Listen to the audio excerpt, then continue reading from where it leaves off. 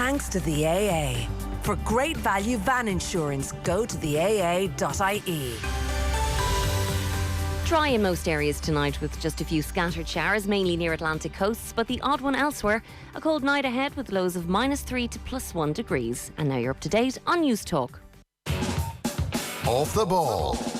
This is News Talk. Hello there, you're welcome along. So a busy show this evening. We have Ireland's fastest woman, Phil Healy, on the show this evening. The 100 and 200 metres record holder, with the Olympics fast approaching. We hope they're still on as things stand.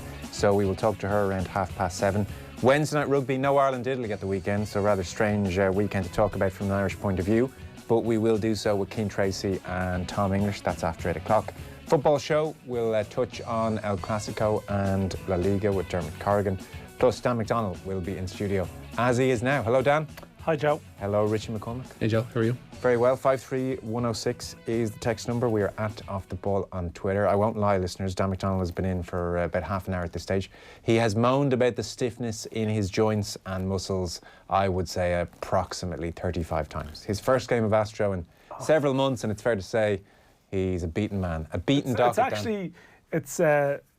It's hard to take, Joe. It's when you get to the stage in life when all of a sudden you can't just, like, out for a couple of months, have been a bit injured, you think you can just go back out, kick around, you'd be fine. It was fine at the time for an hour, absolutely no problem.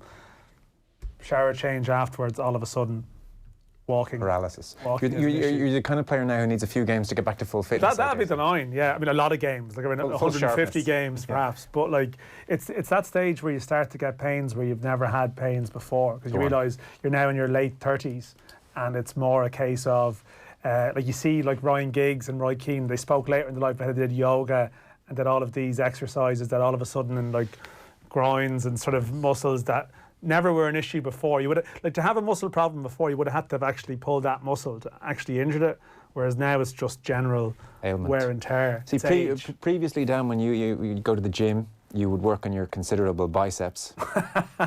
Yeah, for like, and then after those 30 seconds. Whereas now you need to prehab your groin. Now you just go to the exercise bike for like 25 minutes, look busy, and then head off. Whereas now it's like, this is actually a serious problem. Yeah. I mean, like your own career is sort of stalled somewhat. You've got a what's your particular ailment? An arthritic toe, believe it or not. Like, isn't that a horrible sentence? Yeah. You know, like how old are you? Sort of mid-30s? 34. 34. Oh, you've been wiped out for 18 months. It was the toe that did him in the end. That's what they'll say. It's like, I imagine me and Gary Lineker. I imagine the two old men in caps at the side of the pitch going, Malloy used to be a player. What happened to him? Yeah, the toe did for him in the end. I mean, that was the end of it. Don't get me wrong, for the first 6 months I thought, this is ridiculous. It doesn't matter how sore the toe is, I can play. Deeply unenjoyable experience to have all the force that goes through your toe on every twist and turn. So it's like any contact of any description? Any force whatsoever. So I can jog, and I'm probably compensating somewhat in the jogging technique, which is not ideal, but I can jog in a straight line, fine. But I mean, if I suddenly had to turn sharply to my left or right without any prior warning and did it. Oh, really? All sorts of pain shooting through my toe. I mean, stop you in your tracks pains. Welcome to the party, pal. I've got Achilles tendinopathy, which means that like literally constantly my left Achilles is just sore. It feels like somebody, I was explaining this to you in the office last week, it feels like somebody has just come up and boot you in the heel, and that's pretty much constant. Yeah, I mean, I don't think we're old, Joe. I want to be sure. This is the recurring theme. Like I was discussing this with Johnny Ward earlier. It's like, you know, as I said, if you're in pain after something, you want to have an excuse. Like, you know, it's like, someone picked up a knock or an injury. But when it's just, this can only be explained by one thing. Yes. You know, aging and like lack of fitness. Yes. You know, it's not something that happened to you. But you sound like you're in the best boat of the three of us. So I can play, but it's through enormous pain, and like 4 or 5 painkillers even will not make it enjoyable. So, but I'm not doing any further damage. Richie, I would dare say, cannot risk it because it sounds like his Achilles could go at any moment. Richie's done. That's a disaster. Richie's over. Whereas you're just unfit. No, I'm not prepared for like the rigors of like, you know, low-level five-a-side action. You know, I've been going to the gym and like plenty of stuff, which is absolutely fine, but you're not putting yourself in any pain barrier. Yeah. Like you can just sort of look busy for a while, as I said, and pretend to do something. Straight line stuff. But now, like, you know, side to side and different things. Look, you still have a chance. You can get into that gym, you can prehab, and you can prepare your body. And now the prehabbing will be boring, and no one will say to you, geez, you're looking good. But I think you've given up a bit as well, Joe, to be honest. No, I've been to see a guy, I would say half a dozen times. Oh, really? All sorts. I've seen 3 different people. I've had an MRI because I didn't believe it was arthritis at first. It's like, no. I know I may look older. I'm only 34. What was the reason? Like, is there some explanation as to why you've sustained it? Wear and tear. So I guess I would have played. You're just like big toe in the ball for years, and it's just caught up in you eventually. Played a lot. Bogging it. Probably a combination of played a huge amount of sport. Like I just played a lot, and so wear and tear. Plus, there must be some genetic susceptibility to it, and tough luck. You've used up your credit in the bank. That's you. But remember Carl Shepherd was on the show, I think, last year. Carl Shepherd, who was Cork City, but now Shells. And he's been a really good player, but basically suffering a form of arthritis. Yeah. And that's someone who's been a professional footballer since he was 15, 16, yet still susceptible to it. It's not an old person's disease. No. Or else we're just old now. Well, yeah. Make yourself feel good. Marion Swords, are you totally retired, Joe? Screw you, Mary. Whatever. He was all polite about it. It's very upsetting because my life for the last 2 years is just swimming, which is fine, but it's getting very boring. And there was nothing like looking forward to Game of Astro. Yeah. It was free calorie burning. Enjoyable. You looked forward to it. You enjoyed it doing it. I have the odd row as well or whatever, All that stuff. Competitive. Great. Mick in Dublin. Lads, this sounds like a radio episode of Last of the Summer Wine. We're going to be going down a hill in the bath anytime soon, yeah. Deck in Cork, lads. I don't even run in my dreams anymore. Welcome to middle age. Good Lord. That's actually sad. Profound. It's very profound, yeah. Do you remember your dreams? Don't worry, we won't get into it. One of mine involved Jack Grealish last night, actually. He'd come back. What, to Ireland or to life? He'd come back. Play for Ireland? Yeah. Did we welcome him back? No, he was still being misused. Mick only used him as a substitute against Slovakia, and he only came on for the last 10 minutes and the game was gone. Was there someone looking like Kevin Kilban with a sign saying down with this sort of thing outside the Aviva? Pretty much, in ice skates. Yeah. Yeah. I don't know what the dream analysis would be of that. You have dreams and there's obviously some reason for it. I have this recurring dream of I'm meant to be at a match, reporting on a match, but for some reason I'm watching it on television and I realise, oh no, I'm meant to be there. And I have this ridiculous rush to get to a game that I'm meant to be covering. That's a nightmare. Sounds like imposter syndrome, man. Yeah, well, what does that... It must symbolise something. Oh, it does. So what is it in your life right now, Dan, that you should be doing and you're not doing? Well, prehab, to be honest. Prehabbing his groin. I feel it's a more profound issue. Yeah, but it could just be prehab. That might just be the issue. Lads, I still remember the night I limped off Astro, age 35, and knew deep down that was it. I was never playing again, and it still hurts 10 years later, Colin. On a higher level, sports stars must have that. Oh, yeah. They have that one night or that one game where they're like... The Gary Neville moment, West Brom. I'm done here. Yeah. This is over. In the Jacks at West Brom is the ultimate, Gary Neville. Well, they speak about it, don't they? Yeah, they have that game where they just can't do it. I do, you kind of growing up, you get pulled into all sorts of Astro games from time to time, and I do remember looking at the 50-year-olds, 60-year-olds even, but certainly 50-year-olds playing centre-back, and they looked obviously like they were, limping around, but getting by, and looking at them with a certain sympathy. Now I understand they're the lucky ones. Yeah, that they're still going. Exceptionally lucky. I mean, and I think I know some people who just get to the stage where they can't, and I know people my age now are at that point where almost out of pride, they just don't want to keep going just for the sake of it. They're almost like, oh, this is just... I get that. This is too humbling. You're too crap at these days. That's possibly a small bit of it. Whereas, yeah, I play with a couple of lads who are still well into their 50s and they're still doing it. Well, there we are. Are we crocked younger than the previous generation? Yes. We're probably... I think so. Softer. Because of our stationary lifestyle, I wonder. Could possibly a bit of that. Because what age are you, Rich? 37. So 37. I'm 37, yeah. 37, 34. Basically all crocked. Though you're not done actually. Not as crocked. But you know the way sometimes they bring people into offices to look at the way you sit or all this, slouching away. But the amount of time, there is something, the amount of time you just spend sitting down. That's what I mean. Looking at you. It can't be helping your posture over the longer term, and then makes you more more general vulnerable. physicality, yeah. This is a very uplifting discussion, I have to say. But We're all at the same hurtling time, towards the grave, ladies and you gentlemen. always try and surround yourself with people in a worse plight, and then you feel a bit better about yourself. So this has actually been uplifting. Whereas normally you might be here with some sort of relatively fit sort of athlete or ex-athlete of some description. Do you know what could get Joe out of this funk? Kenny's still probably... Oh, Kenny's like fit as fiddle. Yeah. Joe could get Joe out of this funk as soon as Joe's arthritic toe gets its own Twitter account and starts pontificating on the world of sport. Jose Mourinho. That's a good one. I'm now at the point where I'll try any and all home remedies. Hit me up at Malloy Joe. However ridiculous, I'll try them. Chink toe son. Yeah, actually. Go on.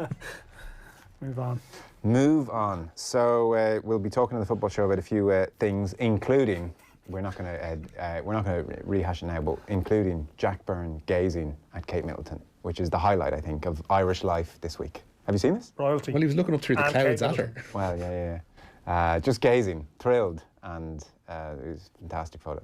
Very I mean, he got the invite. Listen, he did, yeah. It was a nice mishmash of different people, wasn't it? Oh, there's the photo if you're streaming as opposed to listening. So she's deep in conversation with Gary Ringrose, and Jack is just... Going, how are you? I'm not even sure if he's listening. He can't hear a word she's saying. And everything around her is blurred. He's hearing Dreamweaver. All pictures, no sound. He revealed the most shocking aspect of all this. He revealed that he's an Aston Villa fan. Jack Byrnes? Yeah. That's what he was talking to William about. He'd be a touch old to have fallen under the spell of Paul McGrath's Aston Villa. So what's he doing? Jack's born, I think, in 1996, I think. Yeah, so that was the year they were in the Coca-Cola Cup final, wasn't it? Beat Leeds 3-0, And he was very young at that point. Doesn't remember that. So he was born in 96. Yeah. What were Villa doing in 01, 02, 03 that would have had him hooked? Halcyon days with Gareth Barry. I don't know, we'll have to ask him. Let's kick off with the news round then. So we have FA Cup action this evening. Yeah, Man City continue their push for a cup treble tonight after securing the League Cup on Wembley at Wembley on Sunday against Villa, funnily enough. Pep Guardiola side at Hillsborough to face Sheffield Wednesday in the FA Cup 5th round. Claudio Bravo continues in goal. They've got João Cancelo, John Stones, Nicolas Otamendi and Benjamin Mendy as their creaky looking back four. Stronger ahead of that, Rodri, David Silva and Bernardo Silva in midfield, with Riyad Mahrez in support of Gabriel Jesus and Sergio Aguero. Troy Parrott on the Tottenham bench as we expected for their visit of Norwich to White Hart Lane. Michel Vorm gets a rare start in goal for them. Serge Aurier, Eric Dyer, Davinson Sanchez and Jan Vertonghen are the back four. Harry Winks and Oliver Skip are in midfield. In front of them, Giovanni Lo Celso, Dele Alli and Stephen Bergwijn. Lucas Moura is up top on his own. For Norwich, Adam Ida is on the bench for them tonight. They have a rather solid looking back line. Tim Krul, Max Aarons, Ben Godfrey, Grant Hanley and Jamal Lewis, who scored at the weekend. Mario Vrancic, Tom Tribal and Emi Budenya are in midfield, with Lucas Rupp and Todd Cantwell supporting Josip Drimic. And Leicester looking for their first win of any hue since the 4th round when Birmingham visit the King Power tonight. Scott Hogan starts up front for Birmingham, while former St Pat's youth fullback Ryan Burke is on their bench. All 3 games kick off at 7:45 and the 6th round draw will be made after the game at Hillsborough. Liverpool went out of the competition, as we know, last night, going down 2-0 to Chelsea. Some defensive errors again costing Jurgen Klopp's side dearly. And speaking on this morning's OTB AM, the aforementioned fit as a fiddle Kenny Cunningham felt the dynamic of the team is radically different without their injured captain Jordan Henderson. I don't think anything's actually changed in all honesty. For me, it's been evident all during the season. It hasn't cost them hugely on in terms of, I couldn't point to like a dozen goals and say, look, that's cost you that high line. But there's been instances during games, not like countless times during every single game, but there's been moments during games where I've looked at them and thought, oof, just got to be careful there.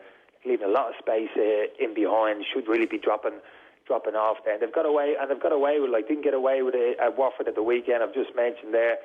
Nearly cost them against kind of Norwich it was a couple of weeks before. I don't know if you remember, a ball over the top as well just before they scored. And Norwich got in. Alisson pulled off a great save, like in a 2v1 situation. He clawed the ball away. So there's been just enough. It hasn't cost them in terms of necessarily points in the league. But there's been enough situations there where it just, for me anyway, looking at it, make me a little bit nervous. Yeah, it is interesting though how they've gotten away with it for so long, and now these losses on the bounce. We'll talk about that more in the football show. Richie, you're saying breaking news from Serie A? A new Italian government decrees rule that all sporting events in Italy are going to be played behind closed doors until April the 3rd due to the coronavirus outbreak. It covers all areas of the country, including those that haven't been hit by the spread of the highly infectious disease. So that means it would seem Italy's game in the Six Nations with England in the final weekend of the tournament is going to be played behind closed doors at the Stadio Olimpico. On a similar tip, Mako Vunipola available to play for Saracens this weekend despite standing down from England duty due to those coronavirus fears. The prop had been left out of Saturday's Six Nations clash with Wales as a precaution after recently returning home from Tonga via Hong Kong.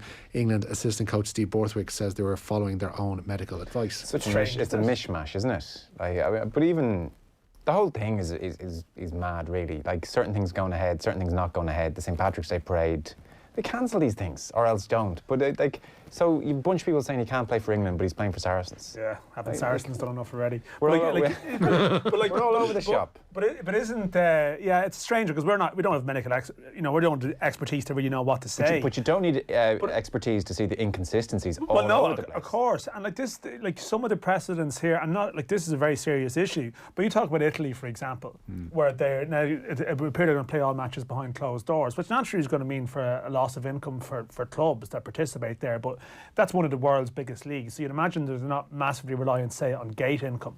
But if you start having that precedent being set in Italy and you bring it to other countries, I saw that the Swiss FA person there spoke about how this is having a great, you don't realise this is very serious for us. They've closed down all games, I think, until April as well, isn't it, or something? Late March. But if you start bringing that down, then if you're in a smaller country nearby, in that region, and you pursue similar policies, but if you play all your games behind closed doors, smaller clubs and that are suddenly going to hit financial problems, in a severe way. I would suggest that even Italian clubs are going to start feeling that. I know you're saying the one. No, they're not. But they are more reliant on gate receipts, I would imagine, than they probably had been in recent years. Yeah, no, they wouldn't have the monster TV deal. England would be fine. The gate receipts are irrelevant for Premier League clubs. You bring it down to League One, League Two, or you bring it here. If you said the clubs you have to play your games behind closed doors, you're going to have they've all got budgets on the basis of crowd projections. Sure. So this, whatever policy is enforced, with regard to sport, it has to be cognizant of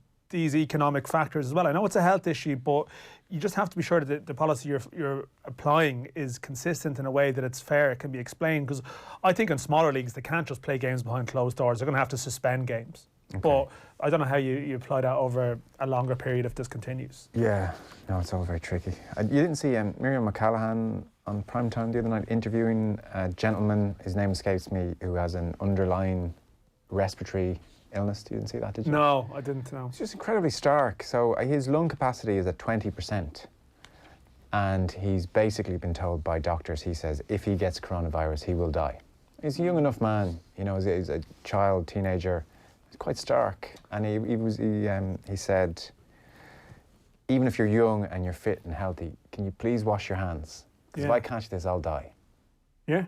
Yeah, no. People not washing their hands because they're not taking it seriously. The worst aspect. Spread this. They'll put it on door handles and surfaces and everything. Why? It's worrying that many people need to be reminded to wash their hands. Wash your hands extra. Wash your hands anyway. Well, yeah. If you weren't doing that anyway, you're a serious stain on society. No, regardless. but people would do it anyway. But you think, you just even coming to mind, but gyms or places like that, it's grand people will wash their hands just when they're presented with a sink or a tap. But you're going to be going around somewhere. You're not thinking about it. I'll become a ninja at getting off the bus while not using the handles. Literally, I'll wrap my arm around it in a coat and swing myself down almost. Yeah. We've all had that dilemma now where... so I guess the point is, wash your hands more than just after you go to the toilet. But then we've all had the issue where we go to the toilet, wash our hands, and then we're greeted with 4 handles to get back to our desk, and you're trying with your little finger. Yeah. I'm like, where on this handle is probably the least touched part? And I always go bottom. The way out from the jacks, I'm constantly thinking that. I'm like, I've 3 handles. No. Huh? I've 3. Do I get this with my toe? Do you go full partridge? Or just paper. have to wear gloves the whole time. Do you know, that's not all these people buying face masks, which do nothing for them. Maybe if we all went around in some gloves. The staff in Duns and Northside on the tills are all wearing latex gloves at the minute. Are they? Yeah. I mean, maybe it might come to that. That's the way to go. Because somebody in front of me in the chemist yesterday asked for 10 face masks. And I was thinking, you don't need 10. There's people that will need them. And the chemist said, you're not having 10. Just that I did hear a story of one chemist. You can have 3, they said. Well, I heard a story of one chemist that they've marked up their prices suddenly on the that's grim. hand sanitizer and stuff. That is grim. Playing Astro for 15 years, I'm now 44. I've retired myself 4 times in the last 6 months because of my back, but I can't give it up, says Donal. Lads, wait until you hit 50. The world of walking FiveaSide beckons. Soul destroyed. What's the name of the priest in Father Ted? Like Romeo Sensini. Yeah. How do you remember that? Yeah. How do you not remember it, Joe? Joe. I actually like his him. name. Father Romeo Sensini.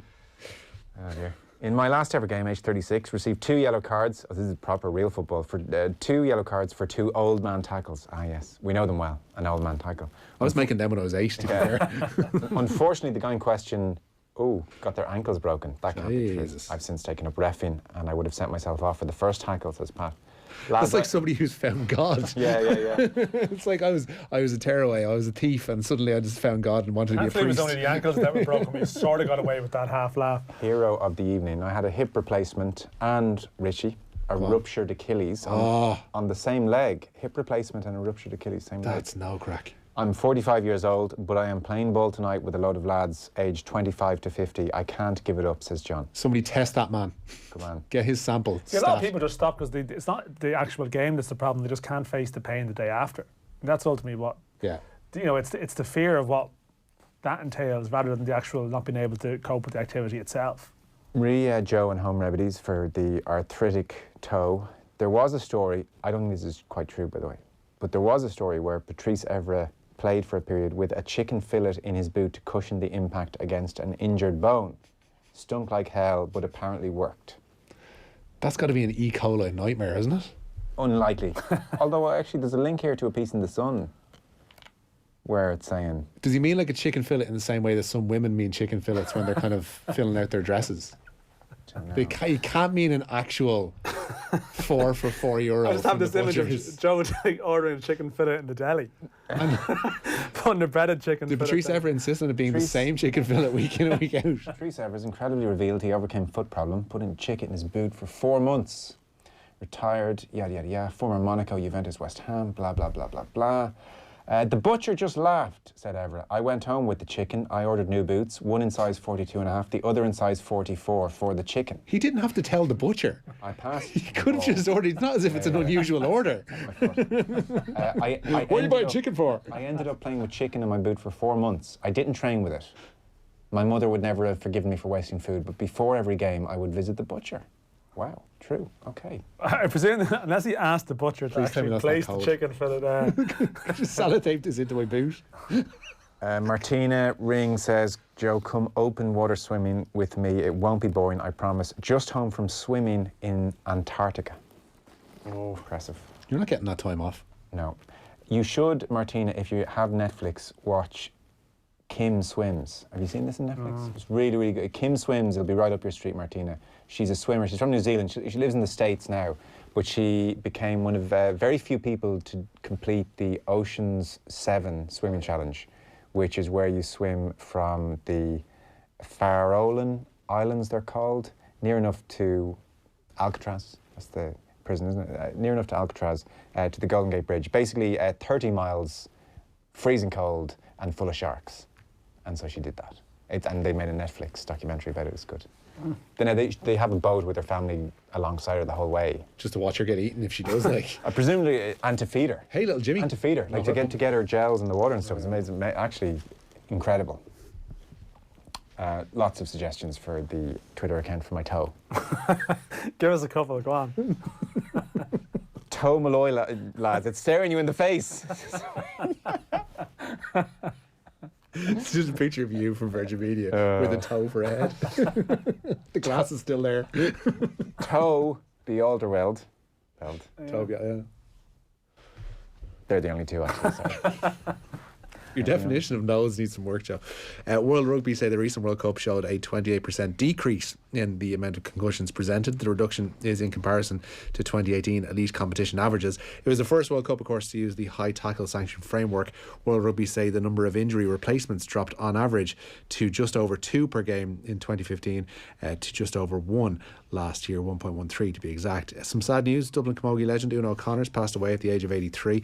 O'Connor was named on the team of the century and won 13 All-Ireland titles in all. She played for Dublin across 22 seasons and is considered one of the best camogie players of all time. On the pitch in the next 3 minutes or so, defending All-Ireland Under-20 champions Cork are taking on Kerry in the final of the Air Grid Munster Under-20 Football Championship. The Rebels are unchanged from their semi-final win over Clare, while Sean Horan replaces Sean Kane at full forward for the Kingdom. Throw-in at Austin Stack Park is at 7:30. Jonathan Lecco says the PFA kick it out and show racism the red card didn't help him enough during the racial abuse case against Leeds keeper Kiko Casilla. Casilla is serving an 8-week ban, an 8-game ban I should say, and was fined £60,000 for racially abusing Lecco during a September meeting of Leeds and Charlton. The FA released their written reasons for the ban yesterday and found that Casilla had used the N-word against Lecco. Via his loan club West Brom, Lecco claims he had minimal contact with the PFA during the process, which he feels stretched on for far too long. He sarcastically wrote, "Some support or guidance would have been very welcome." Dublin are set to be without Chris Cummey for the first couple of rounds of the Leinster Senior Hurling Championship. Manager Matty Kenny expects his captain to be out for up to 14 weeks after suffering a broken collarbone in their recent defeat to Wexford at Croke Park. Former All-Star nominee Crummey's injury has required surgery. And Rory McIlroy says he'll play the Tokyo Olympics as long as it's safe to do so. Fears of the coronavirus had led to Japan's Olympic Minister Seiko Hashimoto declaring that the Games could be postponed if the outbreak worsens. But IOC President Thomas Bach says they're committed to their July 24th start date. McIlroy infamously skipped the Rio 2016 Games due to overblown fears of the Zika virus. The world number one was speaking ahead of the Arnold Palmer Invitational this week, where he's defending champion, and McIlroy insists he hasn't begun thinking about finally putting on that famous green jacket next month. Honestly, I don't know when it starts. For some people it starts the Monday they arrive at Augusta. For some people it started in January. I think it's different for everyone. For me, what I realise is I can't make things too big in my head. So if I started to try and gear up for Augusta in January, by the time Augusta got around in April, my head would be absolutely fried. So I try to push it out as late as possible. I've got 4 tournaments to play between now and then, and you know my biggest concern and my top priority are those 4 tournaments. There you are, that's Rory McIlroy. So that is our news round for this evening. Every night this week we're giving away a €100 one-for-all voucher, and on Saturday, grand prize of flights and tickets to the Paddy Power Stayers Hurdle Day next Thursday, 12th of March. You're flown to Cheltenham, you get breakfast at Jury's Hotel, you're brought to the racecourse. One of the best days racing ensues. You're transferred back to the airport afterwards, and then you're flown back to Dublin by nightfall. All with thanks to our Cheltenham partner, Paddy Power. To win, just play our game, phony or pony.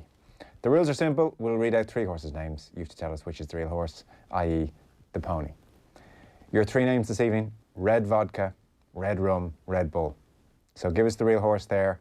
Text 53106 and your name, and we'll pick a winner. You go into Saturday's draw for that brilliant prize. Again, all with thanks to Paddy Power. Cheltenham's coming home.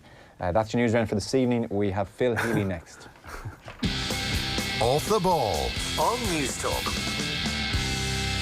Relax this evening and visit itsforwomen.ie. Great value car insurance for those on the go. Get the cover you need day or night at itsforwomen.ie. It's time to own it. Isn't it time to go exploring? To break away and feel something new? To witness the epic Slieve League sea cliffs at the edge of the world? To lose all track of time amidst the hidden histories of Birr Castle? To escape the ordinary on a cruise down the Shannon and make a memory to share forever? Because this country of ours is filled with wonders. Keep discovering at discoverireland.ie. Panadol presents Homegrown Heroes. Meet Eileen Power, a volunteer with the Finnisk River Riders. Finnisk River Riders are a special needs riding club. We started small and now we train and compete in Special Olympics competitions.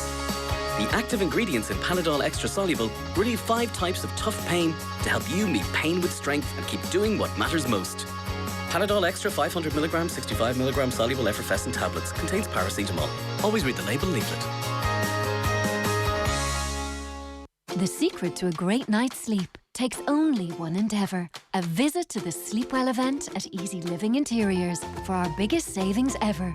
Luxury bedroom furniture and mattresses all reduced. And once you lie on our velvet bed frames, you're bound to be seduced. Get 2 free memory foam pillows worth €100 when you purchase a bed frame and mattress together. Limited time only. T's and C's apply. The Sleepwell event at Easy Living Interiors. Cork, Waterford, Navan, Naas, Sandyford, Drogheda and Wexford. Sale now on.